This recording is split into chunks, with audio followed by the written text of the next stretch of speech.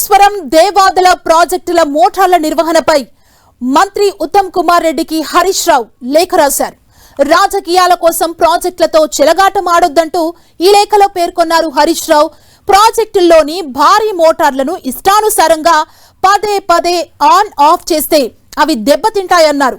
Rules కి విరుద్ధంగా వ్యవహరిస్తే వైబ్రేషన్స్ వచ్చి పంపులు, ఇంప్లర్స్, మోటార్లు పాడైపోయే ప్రమాదం ఉందన్నారు.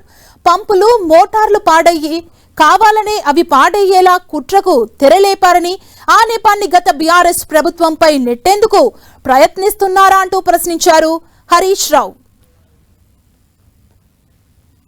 మోటార్లు రౌండ్ ద క్లాక్ నడపాలి తప్ప ఉదయం పూట సోలార్ పవర్ ఉంటుంది కనుక పొద్దున పూట నడుపుతాం, సాయంత్రం కాగానే బంద్ చేస్తాము అంటే ఆన్ అండ్ ఆఫ్ చేసినప్పుడు బేరింగ్స్ దెబ్బతింటాయి, మోటార్లు దెబ్బతింటాయి. ఇది ఇంజనీర్లు, టెక్నీషియన్స్ చెప్పినటువంటి మాట.